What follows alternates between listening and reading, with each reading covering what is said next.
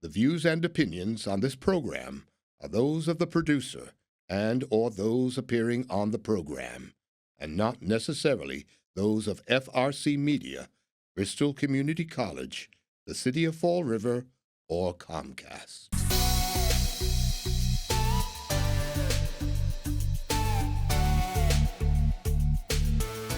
Hello, my name is Taylor Silva. With me, as part of a new podcast that we're going to be starting here at Bristol Community College, with me, hopefully as always moving forward, are two of my closest friends, David Moquin and David Mello. How are you guys doing? Great, Taylor. I was doing well Until you mentioned David Moquin Yeah. first, and Well, I don't know. I came into the room feeling good, but now I'm not so sure. It's because you're not wearing a colorful hat like him. That's right. That's why. So, in my introduction, I realized that I didn't say what we're doing here besides we're recording a podcast in this really nice recording space. We've been wanting to record something for quite some time now, just not knowing what we wanted to do, because we can prattle on and on and on and on about almost everything, because we've done that before. We've recorded podcasts when I was working with you guys, and it was definitely more based on pop culture, what's happening right now, quote unquote, right now, and also the past and what we grew up watching and reading and experiencing. And I wanted to do something a little different with you guys, because you two, I kind of have on a higher plane of existence, in that you guys have always lived in Fall River. Correct. With no breaks, right? You didn't live 6 months here and then came back. It's all exclusively been Fall River. That's Fall River, right. yeah. And I think you can tell a lot about the history of a place through the experiences of the people who are living there, have lived there, currently living there. And I don't know if you guys know this, but the three of us are different ages. So my experience in Fall River, you're laughing. My experiences in Fall River are going to be different than yours, Mello. Oh yeah. And yours, Moquin, and all combinations of yours to mine, yours to his to mine, etc. Sure. So I wanted to talk to you guys for a little bit every so often about your experience in Fall River, and I think eventually what this show might become is us talking about our experiences, period, with things, and be it certain movies or books or comics. We'll see what that becomes, what this thing becomes. But for today, I want to talk about you guys. And we were talking before about living in Fall River, but in two different parts of the city. I already know where you guys grew up, because I'm a creep like that. But Moquin, could you please? You don't have to. Don't dox yourself. What part of the what part of the city were you born and raised? Born and raised in the Flint. I'm a good Catholic boy. Of course. Went to Notre Dame Church and went to Mount St. Joseph's School. I was raised by the nuns. Lots of fun. Tons of fun. Yes. Yeah. Tons of fun. So would you call yourself a Catholic school survivor? Yes, exactly. Yeah. Should I mention the devil's hand? I write with the devil's hand, you know. And you're a lefty. I'm a lefty, and the nuns tried to beat that out of me. And they didn't do a very good job, because you're still a lefty. Still a lefty, yeah. Yep. What about you, Mello? I grew up in the north end of the city, so I'm a northern guy, and lived there for a number of years until my late teens in the north end of the city, just off of Brightman Street. Um, and the area I grew up in, we used to call it like the little village because there was everything there that you needed. We had little variety stores. We had, um, when I was a kid, just had to walk over to the next block to get my hair cut. Wanted a slice of pizza, next block to the little tiny pizza parlor that was there. Had our own little Chinese restaurant, own little hardware store, pet shop. Everything that you needed was right in Hmm. that area, right on Brightman Street. So it was like you had your own little world. And then when you wanted to go to the big city, it was to go uptown. And I used to Did have, they really call it the Little Village? yeah, they called it the little village when I was young. My parents always referred to it as the little village area because it was very tight knit, and everything, all these different bakeries, the fish store, um, uh, several variety stores where where my mother used to get her hair done, um, little restaurants. Everything was right there within about a 4 block radius. Only We be- had Wholesome Bread there, the factory at right. the time in the early 60s. And you could smell the bread being baked in the Yeah. neighborhood. It was like its own little Mhm. city. Everything you needed was right there. I just never heard it put as the Little Village. Yeah, I've never. that just came to me now as I'm sitting here. I'm sitting here, thinking back, and that's how many of the people referred to it back then. Hmm. Yeah, the little village. Hmm. Yeah. Because in my end, we had Oven Fresh. That was a little convenience store with the bread. Oh, yeah. And then Valancourt's Variety. Well, which I was, I remember it was before Route 79 came along, and the large area was taken by eminent domain for the highway. But you had it was a rather large factory, the Wholesome Bread Factory, and my mother used to give me $1 or whatever. I used to walk a couple of blocks, and I used to get the bread literally fresh off the conveyor belt. It would come down from a second floor. There'd be a conveyor belt that would the bread would be coming down. Where Uh, where is that? that Or would where have would it be been now? it would be well 79's there now, Route 79. So this thing is completely Oh, it's completely Yeah. gone. Yeah, completely Yeah. gone. But yeah, when 79 came along, a lot of the businesses just kind of vanished. Mm. To a child, they just, which I was, and about 9 or 10 years old, they just kind of vanished overnight. I remember there used to be a toy store down in that area I used to frequent, and there was a couple of variety stores, and yeah, they just kind of disappeared. But it seemed like, looking back now, it seemed like overnight they were there and then they weren't. It was just like Yeah. for years, like right now, what we're experiencing down on Duval Street and all. It was construction for Mhm. years upon years that was going on.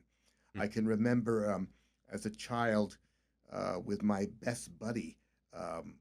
Taking our bicycles down into that area and just driving, riding our bikes in this area that was everything was torn down. It was like a lot of destroyed buildings. They were the clearing the land out in order to Okay. make room for the highway. And I have one particular memory of it was in October because it was just before my birthday. And I was riding down there with my friend on my bicycle, and we were not supposed to go Mhm. there because it was very dangerous, but I did not listen. No, you And so we were having a great excursion down there, and and it was always changing the environment because the tractors were always pushing Right. dirt around, like what's going on Yeah, there yeah. now. And there was this a hill we rode our bikes up to, and then there was this area that was just it looked like uh, it was a flat terrain that extended out to the Taunton River, and it looked very curious. So I parked my bike up at the top and I walked down the hill, and I kept a steady stride. And then when I hit this unusual surface, I realized it was like mud. almost like Like quicksand. quicksand. And I quickly went right up to my chest. I think if I walked any further, I would have been, you'd be reading my obituary. But I remember when because it was deceptive. It looked like Yeah, dirt. it looked was like dirt. Dirt floating on You the just- surface of the water. And then when I splashed in, the additional horror was seeing all these eels swimming all Stop. about me. It was literally something Now, from a now horror wait, movie. wait a minute. Yes. Because we've heard several of these stories with Yeah, you and we've your never- buddies we've on the never bicycles heard doing this one. horrible Oh, things. yes. We always did. We've horror never heard movies. this one. But you I don't know how I You could just- have- quite just literally waited.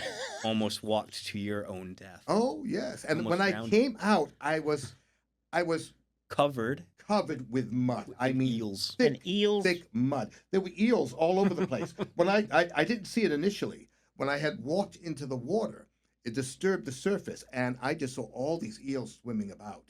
And I was horrified. All I could think of was my birthday was in a couple of days.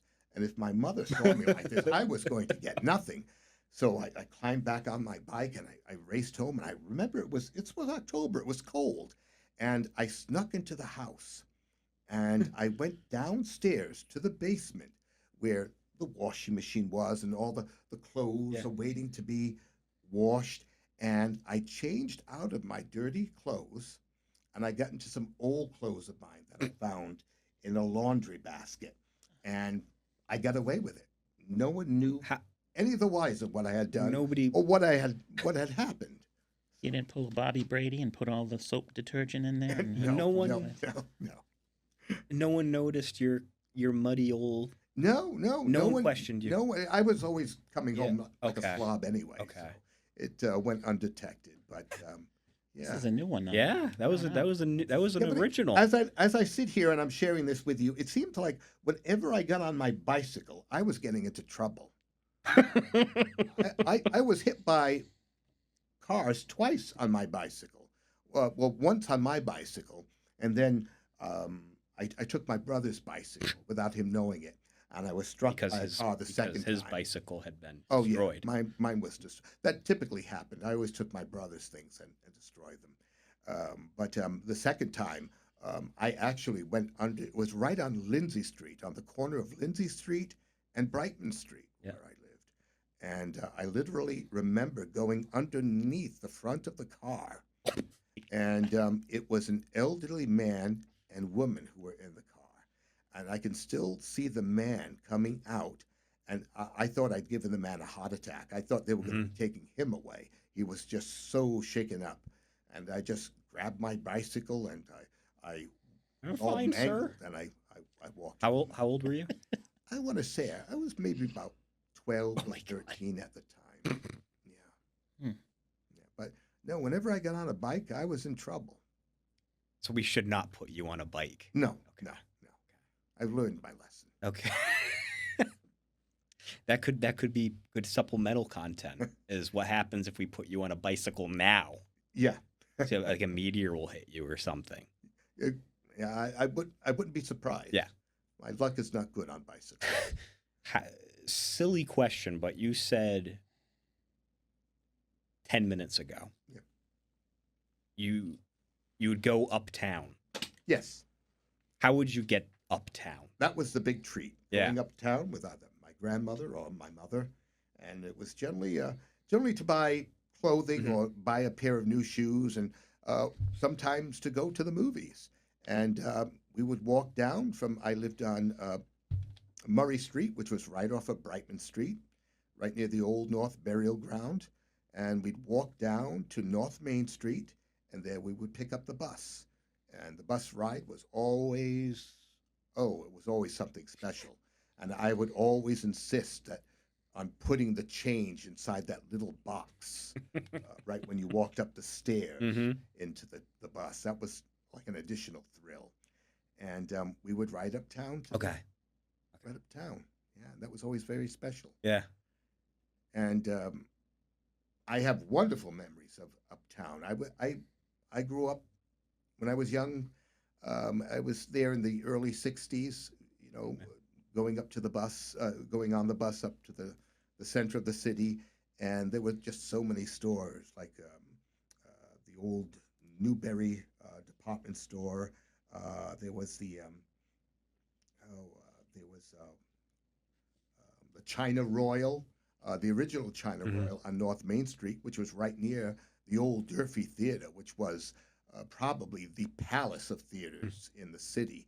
I have such vivid memories of it. It was really a, a, a movie palace, as they would call them. You had this long, when you walked in under the marquee, there was a long hallway that you walked up, and it was on either side of the hallway, you had these large posters lit with all the gold bulbs featuring all the shows that were coming.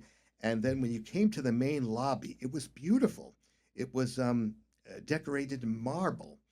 And there was this marble pool, if you remember, that had koi fish swimming around in it. It was a rather large pool. And so that's where you were, what was in the main lobby. And that's where you got your tickets and your candy. Wow. And it was just so elaborate, as I recall. You felt as though you were walking into some place very special, and you were in for a wonderful experience. And the theater itself was beautiful once you walked into the theater area. I can recall, it seemed, to a young boy, it seemed huge in there.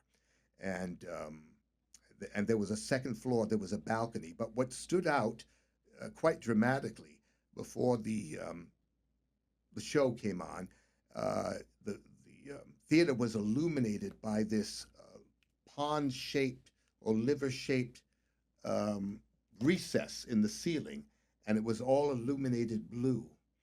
And that provided this very atmospheric lighting before the show came on. And I just have very clear memories of that.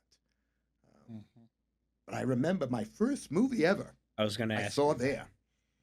And it was Frankenstein Conquers the World, and a Japanese kaiju movie. And I remember vividly going in December with my father and my older brother. My younger brother had not been born yet, but I went with my cousin Kathleen. And it was quite an experience. It was I'd never been in a movie theater before, seen such a large screen. And it was, to me, a young boy, the movie was terrifying. I remember being sitting in my chair, my seat, with my winter coat over my head. And only occasionally I would peek out to see this horrendous, gigantic Frankenstein. And my cousin Kathy, sitting over to my left, she would occasionally feed me these jelly beans under the coat, and sometimes a handful of popcorn. So she kept me well fed under there. But it was an experience I still remember to this day. And I have very fond memories of that movie, and I enjoy watching it to this day. I have a copy of it, and it just always brings back memories of that theater experience. How many theaters were before I have you guys talk about it? How many theaters? How many theaters were in the city? You say? So in my end, Clint, there were two. One used to show X-rated films, and then the other one used to show all the crazy Godzilla movies and the action, sci-fi, all of that stuff. I, in turn, took a long time before I went downtown, and I only saw movies at the Center Twin. Oh, okay. The others had been closed. Yeah, no, I didn't go to the Grand Palace. Yes, I didn't get that chance. Well, I have 4 brothers, and it was very hard for us to get to the nice area. But we were, when my mother wanted to get rid of us, she'd send us to the movies, to that little movie theater that would show the Godzilla movies all day long, and we'd sit there and just. That was the Strand down at your end. Yes. And that was a nice theater as popcorn. well. It was, yeah, and we'd eat popcorn and sit there all day and run around like a bunch of fools. Where was the Strand Theater? Strand was. Is it about where the bank was? Yes. Now, where it is now? Yeah. On Pleasant Street. I can't think of what bank it was. So there was also at one point there was a there was a little pharmacy in White Spa, and it was right next. Yeah. They used to have two furniture. The what? Oh, White Spa. White Spa. They used to, if you wanted to get your French stuffing. That's for right. Thanksgiving. The furniture store was the Strand. There were That's right. So there was Shalmore. Shalmore Furniture Store. Yes. And then there was another one Oh. I got stuck on the roof of that one time during the summer. You know. Really? Yeah, they dared me to go run up and climbed it in the tree, and I couldn't get down. So Oh my. there was a policeman lived in the neighborhood that had to come get me and pull me down.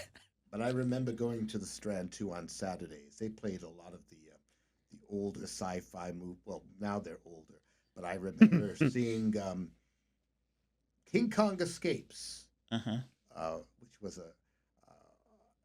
it was so much fun. I remember.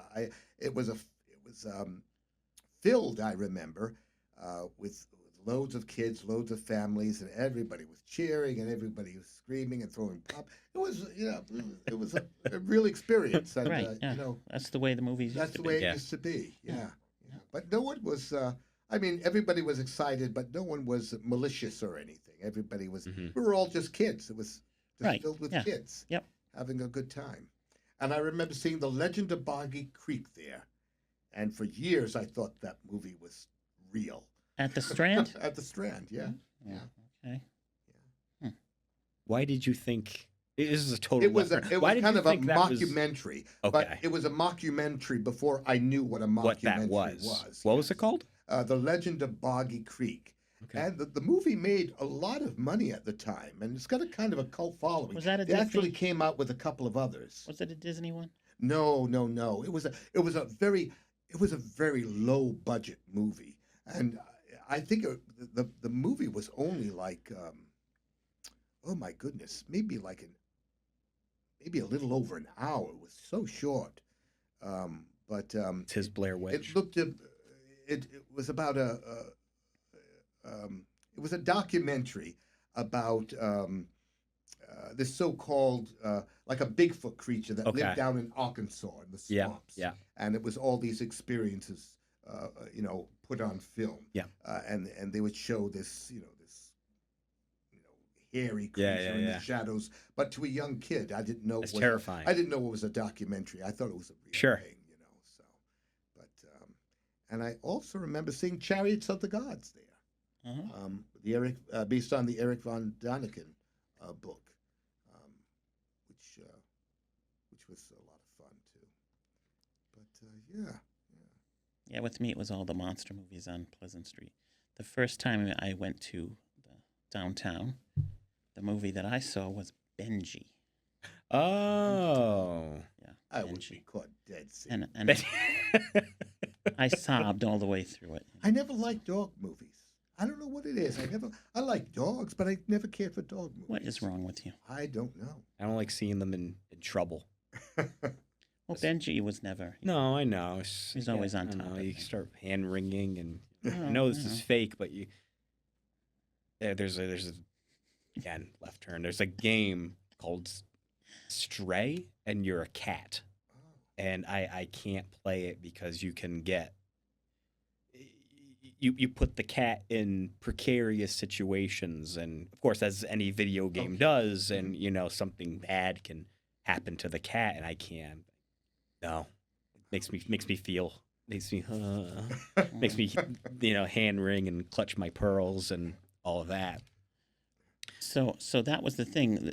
Towards the end of the 70s, that's where Pleasant Street was the monster movies with my brothers, and then we got old enough where we could take the bus downtown, and we saw Superman, the original one with Christopher Reeve, and Halloween, which we really shouldn't have been watching. Yeah. Jaws. Jaws, that was another one. And the first time that particular summer, 77, I think it was, seeing Star Wars. Where did you see Star Wars first? Moquin. What theater? The first theater was Hathaway Road. They had it. They had the movie. Yeah, Hathaway Road. Oh, yes. They had the movie What on for? reels, 20 minutes. And so every 20 minutes, the screen went blank. And I was so angry because I had gotten the novelization. I read it back and forth. I knew the story. I was thrilled to death to see this. And that was my first way of seeing that. And I was so upset.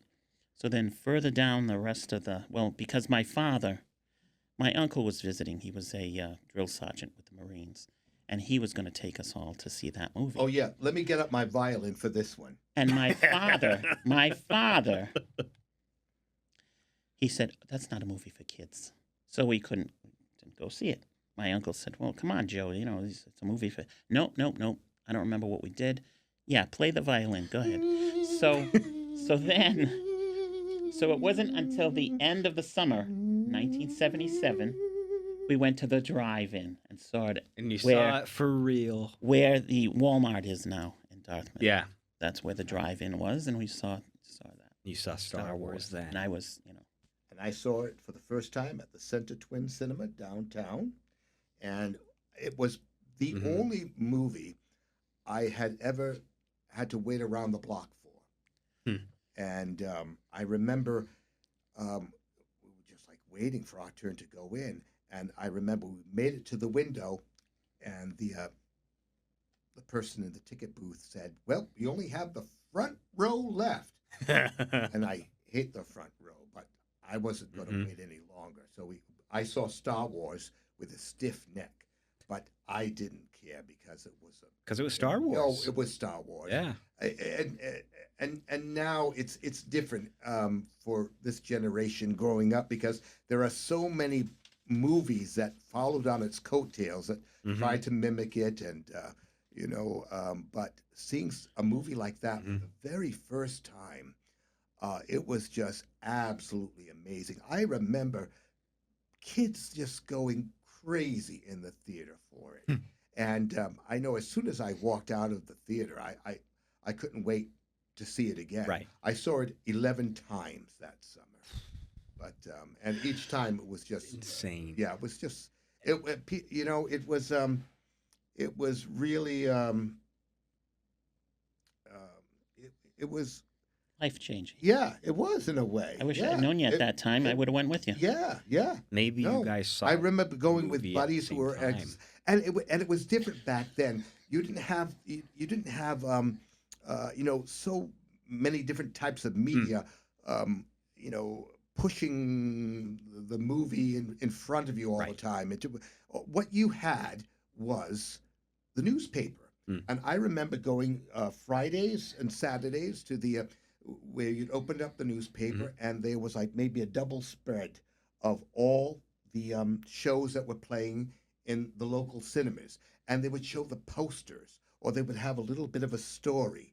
And Star Wars, it had a little story and some photographs of the characters. And I remember seeing these things. You didn't have, the internet to go on. You couldn't, put in a website and get information on it. You had to wait for the newspaper or get a fan magazine. And you saw these amazing characters.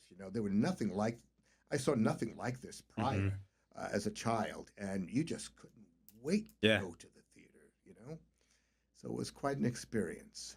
And you saying, I kind of just had a little thought. You waiting to get your ticket, right? And you're around the block. Yeah. And we don't do that now. No, what we do now is we order in advance. I go on my phone and I'm like, okay, the three of us are gonna go see Superman. Yeah. I'm gonna buy the tickets now. Yeah. And okay, that's that. Yeah. Is kind of had a cycle of, you just got to get there. Yeah. And hope you get you get your ticket and you get a seat, and then it kind of became, oh well, now you can go to the theater early, get your ticket, come back later, and now it's just I'm gonna go on my phone. And really, how convenient that is. That's wonderful, but my goodness, you lose so much. You lose a little bit of adventure. It's it was a it was an adventure. I don't it's like, oh, you can pre-order your ticket.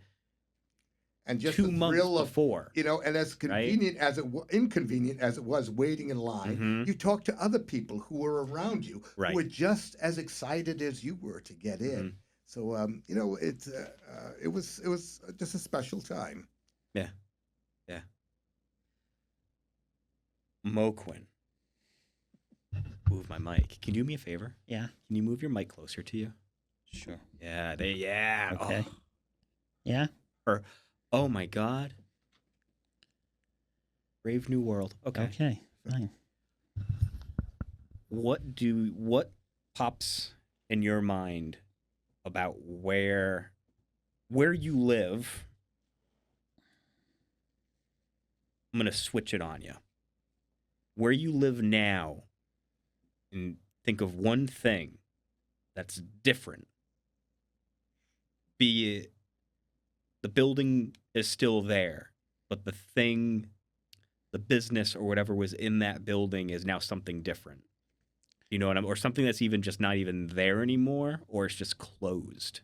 Well, the biggest thing that I can remember is Notre Dame Church burning down. I live across the street from the rectory. And on that day, there was a half day from school. We walked home. And all of a sudden, we find out that the church is on fire. What year? Oh, God. Was it 1980? Wait. 80, 81, I think. Okay. But I felt the pane of glass in my living room, and it was hot. How old were you? I was in high school. Okay. So I was, yeah. Okay. Yeah. And if the wind had been going in the other direction, we would have been the first ones. Our house would have been gone. Yeah, Yep. you were really close. That's right. Oh, yeah. Mm-hmm. Yep. Wow. That was amazing. Yeah. Yeah. Yeah. I'm going to show that I'm not from around these parts. Church burns. Mm-hmm. So what is there now? What's the situation? So the rectory survived, Mhm. and there was a brother's home that survived as well. The church, they rebuilt it. Okay. They called it St. Bernadette's. It wasn't Okay. Notre Dame anymore. Okay. But it looks like a Howard Johnson's. Yeah. Yeah, it does. Yeah. It looks like a Howard Johnson's. It's got that metal roof, and it's just strange. It's Yeah. not the same. Yeah. That's the church I grew up in, and Mhm. it's just not the same. What about food? Where would you get food? Oh, so Yeah. okay. My mother, every Saturday morning, she would take me and my brothers. I have 4 brothers. We'd go over to the Night Owl, Mm. and this was our routine. First thing on Saturday morning, we'd sit around on the counter, the little stools, and we'd each get a English muffin grilled with a coffee milk. That was our ritual. Mhm. I looked forward to that every week. And then from there, we'd go out and we'd see down Pleasant Street. Mm-hmm. So we would start on the right-hand side. We would go past, well, there was Flint Fish Market. Do you remember Flint Fish Market? Yes, I do. That's where we got all the fish and chips, everything. A little further down was Poirier's Bakery. Mm. That's where my mother used to get all her meat pies and breads and whatnot. A little further down from that was Wally's Steakhouse. Wally's, yes. Yeah. And Wally's, when I was a teenager, they had pinball machines and video games in it. So we spent many Mm-hmm. we wasted a lot Many of a time. quarter. Yeah. Yeah. So then you would go a little further down, and there would be Fuzzies, Fuzzies. which was, you would call it a junk store now, because it was all little Oh, okay. Yeah. little toys and crap, But I loved Fuzzies. Mm-hmm. Right next to Fuzzies was Marquee. That was our Chinese restaurant. Oh, yeah, right. Because I know you have a Chinese restaurant from your Yes, neighborhood. Yeah. So then you'd go a little further down, and that was the end of that side of the street was Pleasant Drug, which had all of the Christmas trees upstairs. They used to have the Easter Bunny there, and during Easter, but it was the Christmas trees. There was one room that was just loaded with all these Yeah. decorated People used to year-round Christmas stop- trees. Go from all over the city To Pleasant visit- Drug. to visit Pleasant at Drug. Christmas time. Yeah. Yeah. I remember going there. Every Christmas it was a special trip going there, and it was just amazing. Oh, yeah. All the trees set up, all the ornaments that you could purchase. Yeah. I remember seeing the first Christmas tree that snowed upon itself, and it was like amazing. But yeah, it was a special place to go at Christmas time. Yep. And then we'd cross over to the other side of the street, and there was Sam's Syrian meat pies, which is still there. Yep. You think of a lot of these places that, Pleasant Drug There's one. burned. Yeah, right. Wally's closed, and now it's a Brazilian coffee house. Okay. Poirier's Bakery is no longer there at all. Mm-hmm. The two furniture stores on Pleasant Street are long gone. And the Night Owl, which they keep promising they're going to reopen. I don't know if that's ever going to happen. But then so Sam's Meat Pies, and then there was Woolworth, which I got into trouble with the Woolworth. So, and what trouble was that? Yeah, Mr. Moquin? Trouble with well, way back when. We'll change the light so it's just on you, and Yes. Become a real interrogation. Let's hope Yeah. law enforcement is How unfortunate! I'm sweating. Sure. So, way back when, Reese's peanut butter eggs were only available at Easter time. They weren't available all year round. Do you think we're coming on to some kind of anniversary with that? Because we're now in that season. Yeah, Yeah. that's true. Mm-hmm. So maybe today is the anniversary of this crime that you committed.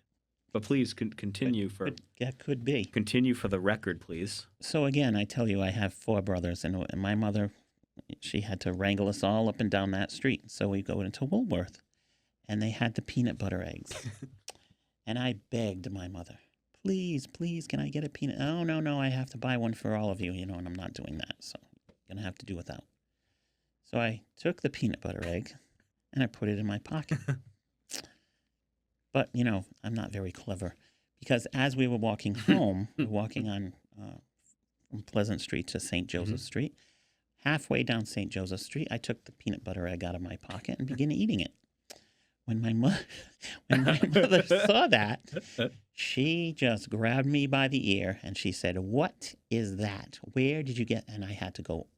She brought me all the way back to Woolworth, and I had to apologize to the lady. Did you finish the egg? Of course I did. Okay. It's a good thing you didn't choose a life of crime, Mr. Moquin. Yeah, I know that was kind of stupid on my part, but what can I say? Yeah, you make the wet bandits in Home Alone look good. Yeah. So there was Woolworth, and then the last stop we would go to Adam's Drugs, which was another convenience store. The one on Pleasant Street, yes. But then across the street, when I got a little older, the place that we used to hang out in, and Mr. Mello doesn't remember it, was AC's Book World. Okay. Which was jam-packed. Do you remember that? No. But I remember you telling me. Jam-packed, little tiny walkways, jam-packed with paperbacks and all kinds of stuff. And then on Saturdays, he would put out the new comics. And my growing up experiences over the bridge. Yeah. I had a comic book place, but that's not Fall River. It doesn't count. No, my experiences don't count growing up with this particular program. If we get there, you mentioned your part of the city was kind of nicknamed the Little Village, and I feel your stories, any part of the city when you guys were growing up was its own little village. Yeah.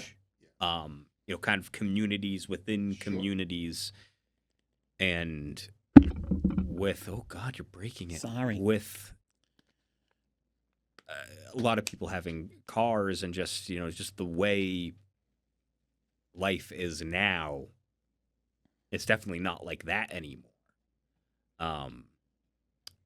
Why do you guys think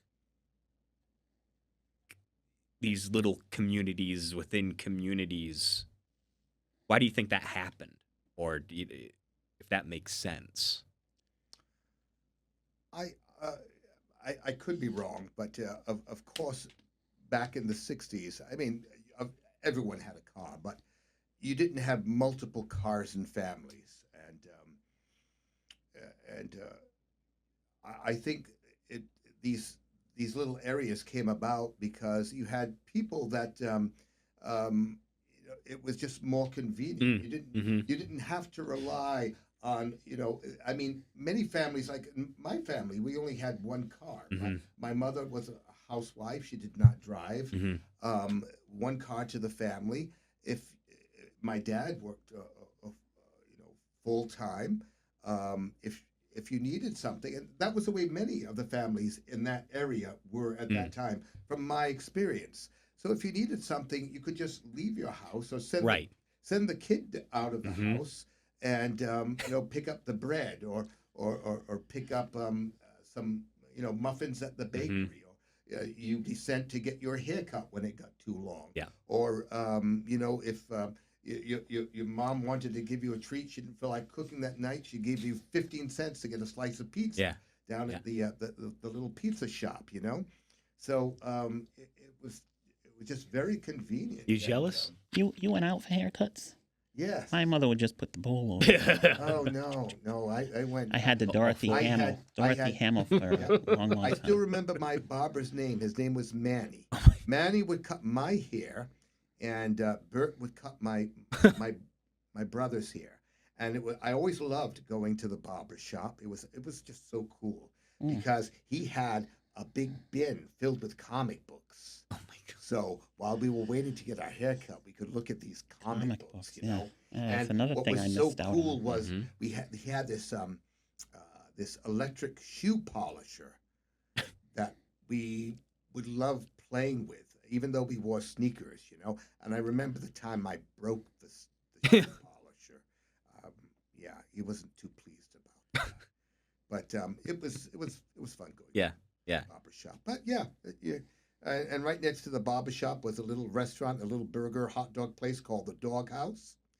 And right next to that, you had the hardware store, where you could pick up, plaster or hammers or whatever you needed, rakes. So you didn't have to go to a big department store. Everything was right there.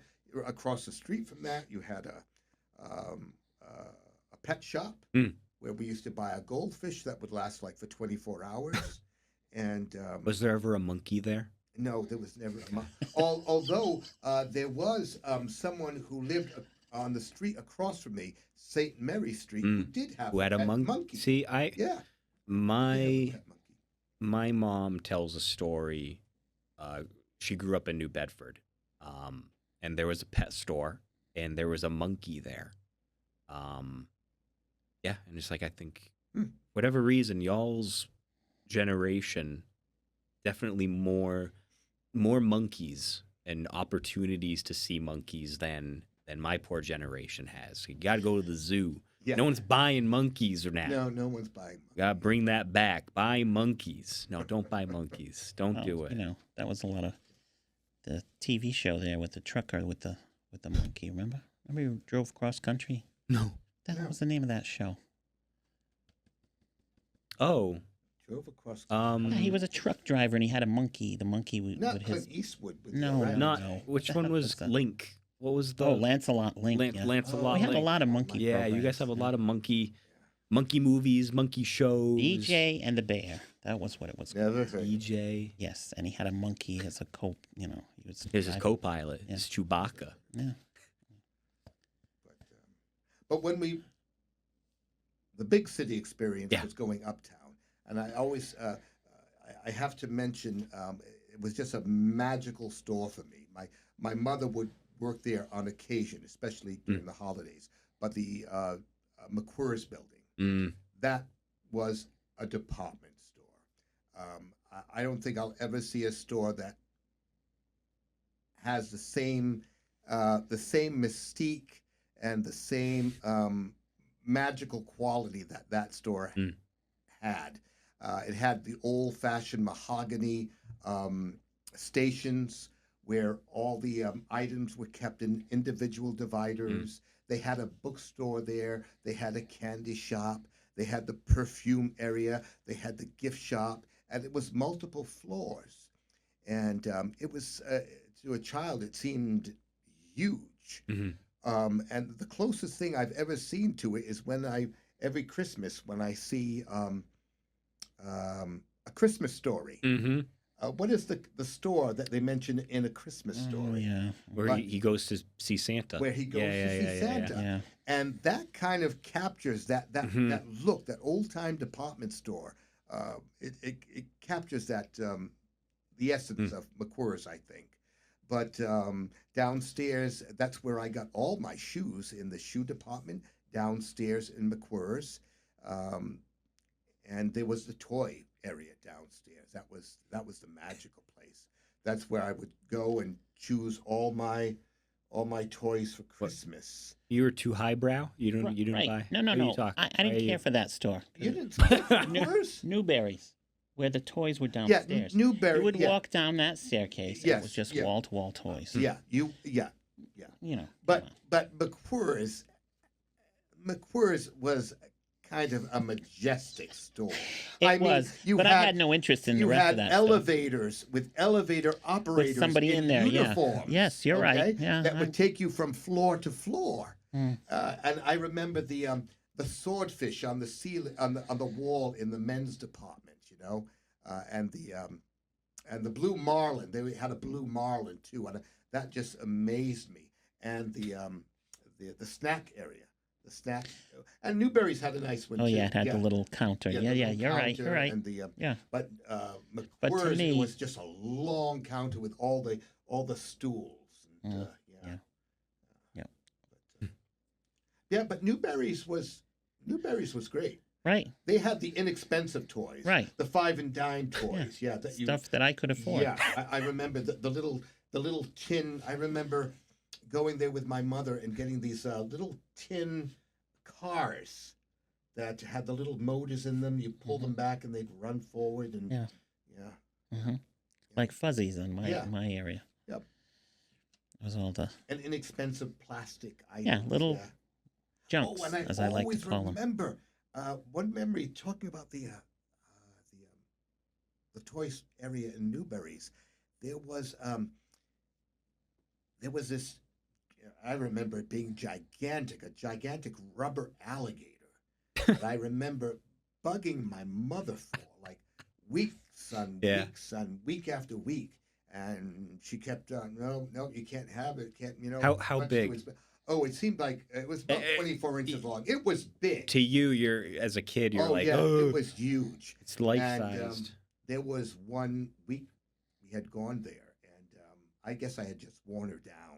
And I remember her purchasing it for me. And oh my God, that was like getting the Red Ryder rifle. It was great. I had that thing for so many years. But a lot of good memories. Oh yeah, yep.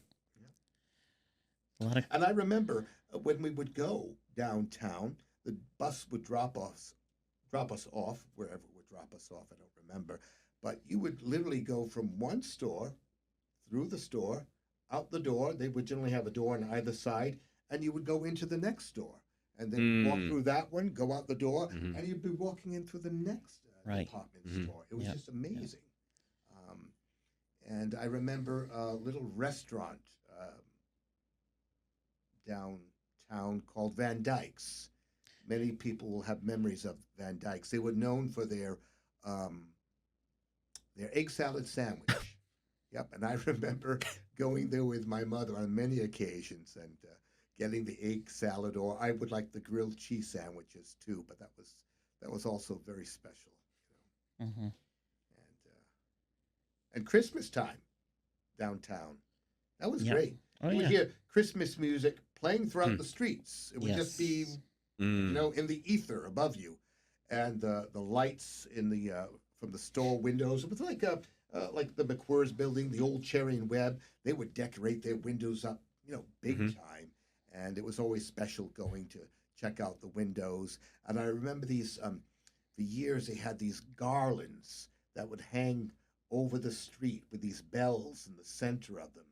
And the Cherry and Webb building, they were famous for putting this great big Christmas tree on the side of the building that was illuminated.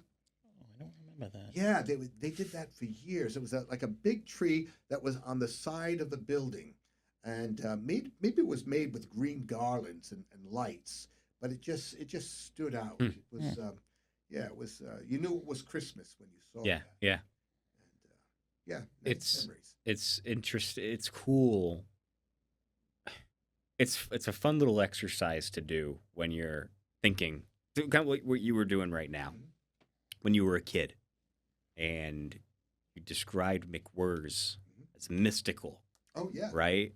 And I think everybody has a store or stores or some kind of experience, be it outdoors or indoors, when you're a kid and you remember it a certain way, and just the way that a kid understands or views of the world as unexplainable and stuff like that, I Yeah. think is really, really neat. And if you put yourself our current ages back then, it wouldn't be a similar No. it wouldn't be a similar No. experience. Because when you're a kid, you can't drive yourself Right. around. You can only experience these things when your parents Through take you other there. adults. And when you went, it was an event. Hmm. And back in the day, at that time, there were no malls. There were no shopping malls. There weren't as many department stores and the stores, these huge stores that we have today. They were far and few. You had like Bradley's and Zayre's, and Right. we were talking earlier about Arlen's on Plymouth Avenue, Yep. which what a special store that was. Yeah. Um, Took up a full city block. yeah, it was inside one of the mills, and when you walked into Arlen's, it just seemed like it was going on forever, because you would walk from they used up all these different compartments in the mill, and you would go from one area to the next, and I got lost in that store. I could not tell you how many times I heard my name being called over the intercom. Yeah. If there's a 10-year-old boy named David, please come to the front desk. Yeah. Can David 8.5 come to the Yes, David to the front desk, please? Mhm. But what a wonderful pet shop they had too. Yes. Oh my goodness, they had all the fish, the aquariums that they had, the lizards, and right next to that was the toy shop, the toy center. I think that's where we. So. And also, that's the place where I got the thinnest pizza in the world. It was as thick as a tissue paper, as a tissue, and it was the tomato with the not even real cheese, like sprinkled cheese on top. Yep. And I remember my father or mother giving me 15 cents, and you could get a slice of it, and literally the consistency of a piece of paper. But it was delicious. That's why it was 15 cents. Yeah, that's why. They weren't using many ingredients. No, not at all. Yep. So here you go, kid. I'm sorry, Dave. That's all right. That's where we bought first time. There was a tie-in with a toy with a TV show. We bought the $6 Million Man. Oh. You could look through the Yeah. We got it at that store. Yeah. Of course, I had to share with my brothers. That's interesting that you mentioned that too. A tie-in with a television show. Because back then, that was the late 70s, and that was the beginning of the end. Yeah. Because now every single TV show or movie has a toy, has or a toy can exist unless there is a TV show or a movie attached to it. Yep. Back when I was a kid, you just had toys. Right. They right. were, Yep. it was nothing. There was no connection to anything. It was just a toy. It was a right. toy soldier, or it was a toy, monster, or a toy robot, or a toy boat. Right. And no brand names attached to it. But that was the first one I remember, $6 Million Man. Then the Star Wars, the whole series of Star Wars figures. And, they G.I. Joe, you know, but there were no... just like you said, the crossover or, this thing. Yeah, this is the toy. This is the Spider-Man toy. That was the or start of it. This is the Star Wars action figures and stuff like that. Yep. Yeah. Yeah. I think my earliest memory of a toy being associated with a movie was at the Arlen's, and I remember these. Oh, they were so poorly made, but it was James Bond. Oh my There God. were these James Bond figures, and now they go for quite a bit of money, but they were so poorly made. The sculpt on them, the paint job, and I remember getting James Bond, and I don't even think I even knew what it was. I wasn't familiar with the movie enough back then, the character, but it was James Bond I got, and I only later realized that the other figure I got of a man with white hair in a cream-colored jacket with a patch over one eye was Emilio Largo, the villain from Thunderball. And it was only years later I made that connection. But they were two weird-looking figures, and I think they were maybe a dime a piece, so my mother bought them for Right. me, just to keep me quiet. Shut He you made up. them fight, Yeah, of course. and they had their heads broken off, and that was Yeah. We're coming up on the 1 hour mark, Oh my goodness. boys, already.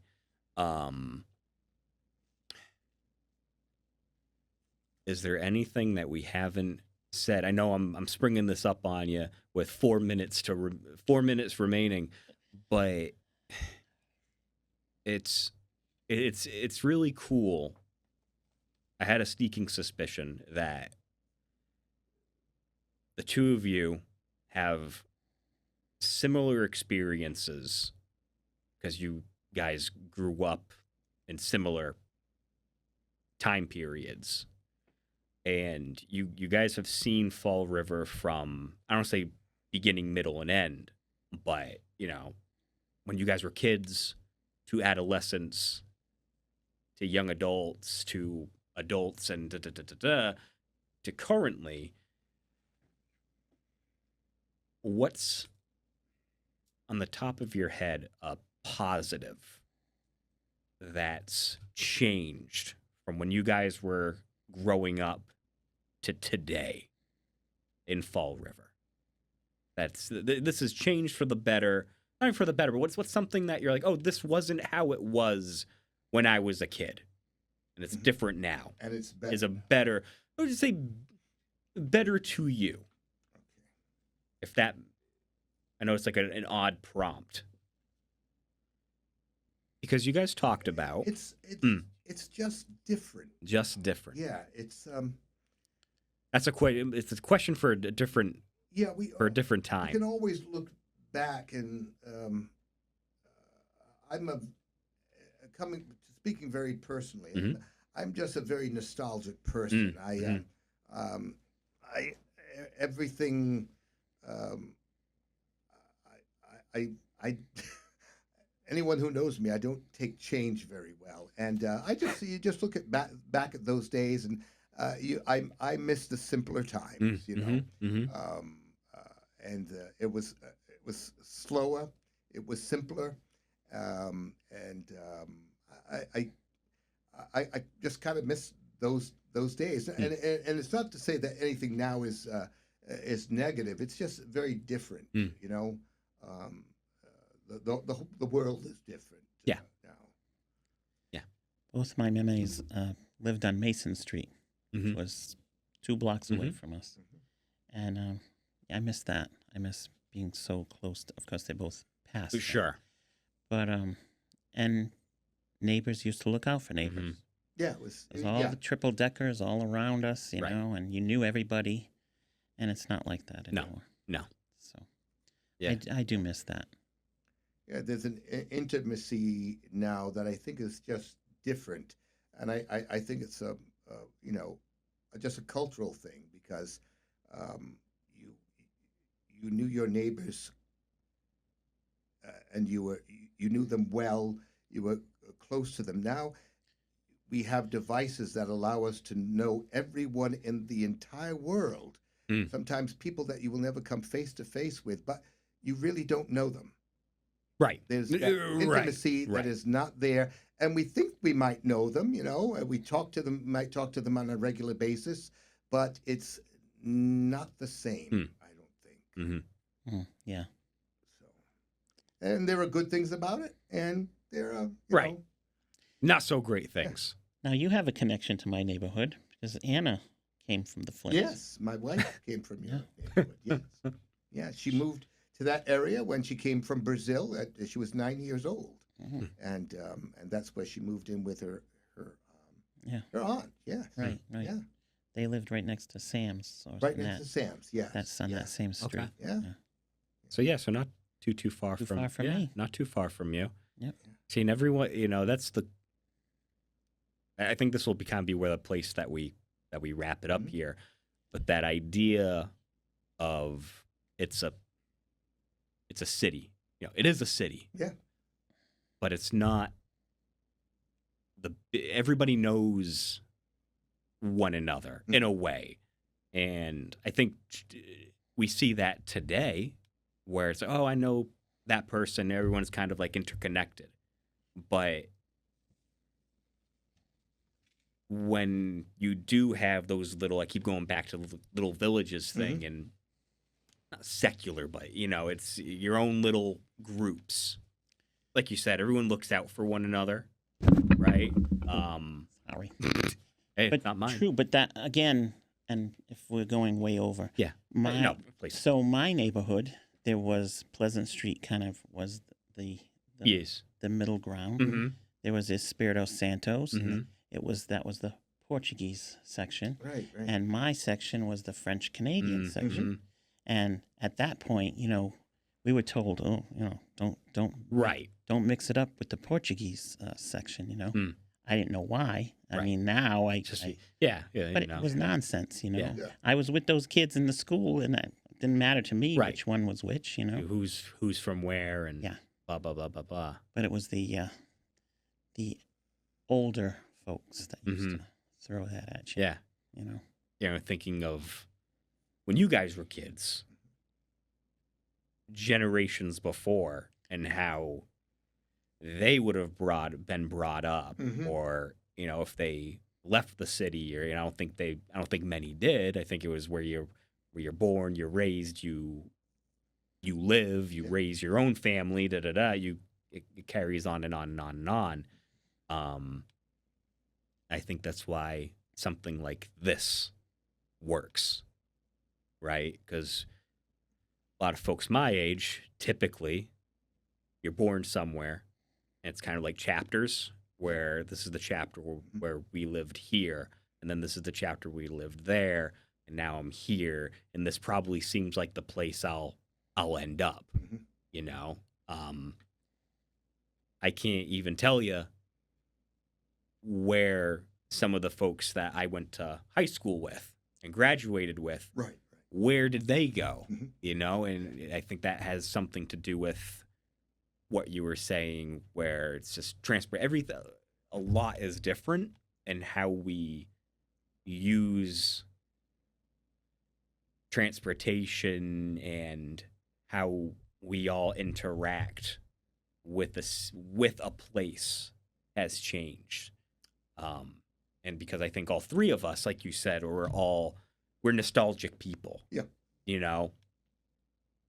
Nostalgic for different periods of time, but nostalgic all the same. Right. Yeah. And I think that would be something cool that where all three of us will be able to explore moving on, doing this thing. Do either of you have closing remarks or calls to action, or what you guys want to do with the show? What do you think? What do you see us doing, so we can tell the audience? You, the audience, there's a camera there. Well, I think between the three of us, we just have we share many interests, but also we have our own areas of particular expertise and interests and pursuits. Mm-hmm. And I think each of us can bring something different to the listeners, whether it be monthly or bi-monthly or weekly. Mm-hmm. We all come from a library background, and libraries are serve as kind of a hub of what's happening out there. We try to stay in touch with what's happening locally and what's happening, culturally. And as things evolve, as things come to our attention and we find interesting, I think we can, bring a certain elucidation to whatever topics we choose. It's always funny that when we see people come in every day and, my God, you're still here. Yeah, you've been working here. I don't know how long. Or the kids that come in and we gave them their first library card. And now they're graduating from college. Or they're getting married. And kids that I read to are bringing their kids to the library. But it's great. I was born in this city, and I chose to live in this city my life because I love the city. I love what it has to offer. I love the people here. I love, the people that live here are good, very hardworking people that take pride in the city, and we're always striving to make it a better place in whatever way we can, and whatever our particular talents are, whatever our interest is. You see people in the area trying to bring that to the community, and and it's an ongoing thing. And I've always loved the city's. I don't know if we changed the motto, if it changed back. Even as a kid, I always loved the motto, "We'll try." Try. What better motto can you have than that? Things might not always be great at the present time, but we're going to try. Yeah. Whatever we have, whatever talents we have, whatever skills we have, we're going to try to make it better. Yeah. And it's a wonderful motto. I was telling Michelle,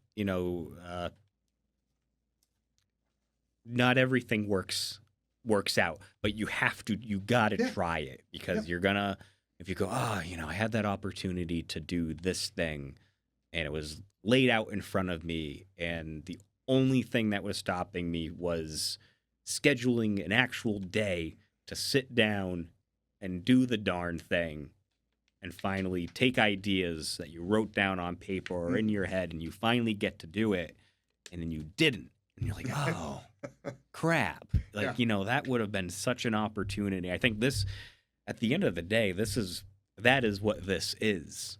Because, like I said, we've done podcasts together. Yeah. In a different, I would say, in a different way. This is a little bigger than what we were doing before. Right. Before, when we were working together, it was making the most with the absolute least. And now we have this opportunity, and we're going to see where that leads. Moquin, did you have anything that you wanted to? Just saying, this city has changed quite a bit since I was a kid, and I think it's changed for the best. I do. I love this city. Yeah, I like hearing. I like in any community, but especially here, because I really like it here as well. A lot of my experiences are with you guys, with me as an adult. Yep. And learning through your stories and not just the two of you, but a lot of other people, and learning about the city through stories being told, I think is really, really cool. That's saying what I said when we started doing this today. Being able to tell stories through a city, through those people there at a certain period of time that you're never going to get back. Yep. And we do have a lot of stories. And you do have a lot of stories. Yeah. That is true. We only touched the surface. And we've only scratched the surface here. But I would want to thank both of you. Thank you for finally sitting. We finally sat down and did this. Yep. We kept talking about it and talking about, we gotta do this, we gotta do that. And I have to thank we have to thank Bristol Community Yeah, and College for Bristol Community providing College. us with the space, and I thank Michelle Dumas for Yes. being on us Yes, and she kept- encouraging us to Yes, get you're right, this yeah. underway. Yeah. So thank you, Michelle, Thank you, Michelle. and for making us feel at home here. Yeah. And she, you know, where I'll end off with today is this all really got kicked into high gear because you, Mr. Moquin, texted me, hey, when are we going to do the podcast? Michelle's really excited. And, when can we get together? I said, we can get together. How about next week? And he said, great. And I thought we were just getting together to talk about the thing and schedule. Okay. Yeah. And then it was like, oh, no, we're going to record the thing. Yeah. But no, you got to put your feet to the fire and do the thing. Yeah. But yeah, thank you to everyone. Thank you, listeners, whomever you are. We're gonna start figuring things out as to how we can be gotten hold of. If you have any requests or questions for us, or if you just want to get in touch with us, we're gonna figure some things out moving forward. But Oh, and Taylor, yes, sir. did you let the listeners know who we are? Yeah. Oh, Oh God. our title. Yes. Yeah, I was gonna say because I forgot what it was when we started. I remembered halfway through. We're the time capsule trio, recording live and in living color at Bristol Community College whenever we can. Thank you very much for listening, watching, however you are enjoying this, and we'll see you next time. Bye-bye. Bye.